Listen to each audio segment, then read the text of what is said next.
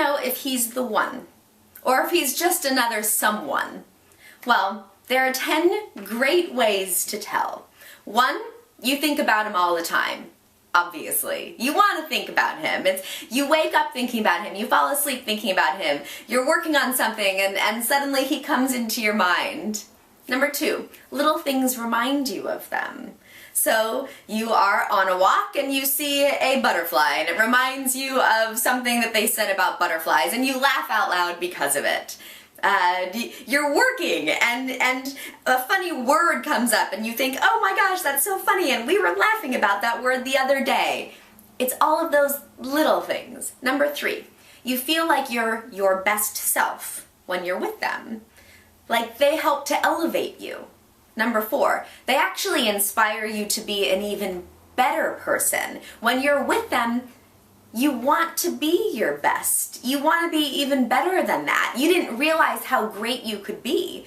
You didn't realize some of the areas that need or would help to have some improvement. Not because he's pointing them out to you, but just because you suddenly realize, maybe by looking at him as an example, or realizing that, oh, that wasn't nice that I said that. Why would I say that? Why have I been saying that to people all of these years? So he inspires you to be a better person. Number 5, it's not about who you want to be with.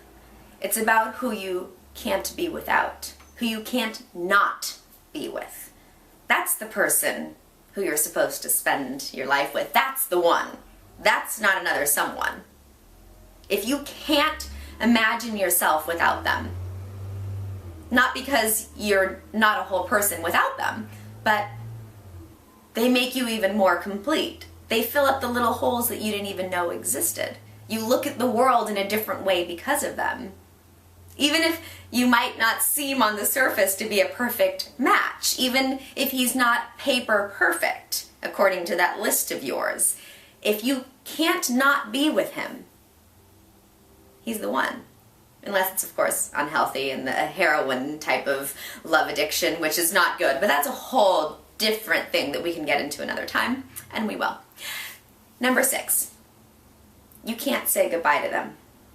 That's the person that you can't imagine ever saying goodbye, and that goodbye being forever.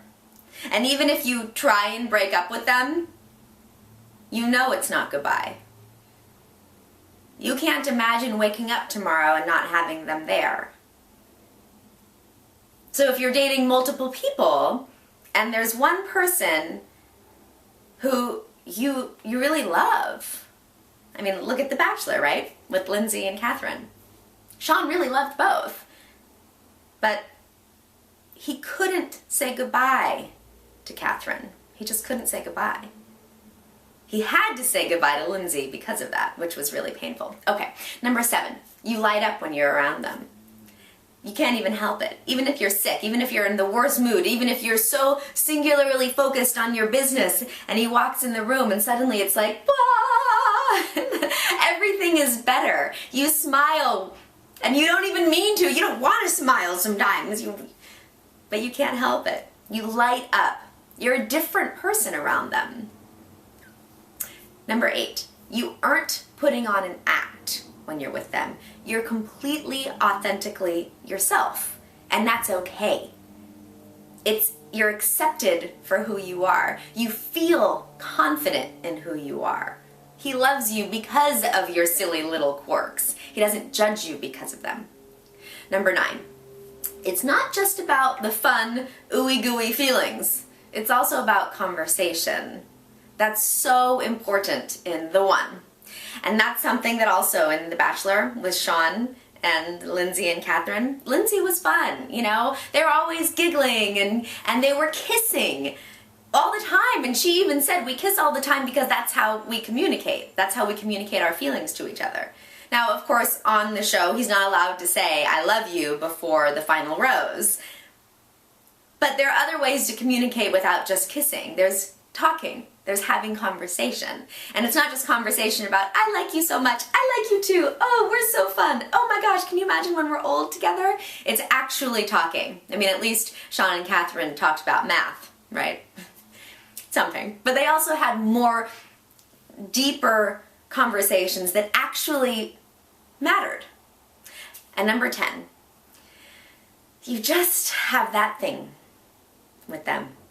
That chemistry, that can't put your finger on it feeling, that you can't describe, but you can taste, you can feel. You could inject it into your veins if that was possible. You could drink it, you could eat it. You have to have that feeling. Like, it's a chemical. It's like a magnet. It can't not be there against each other. It's just that thing, that chemistry. And those are 10 ways to tell if he's the one or just another someone.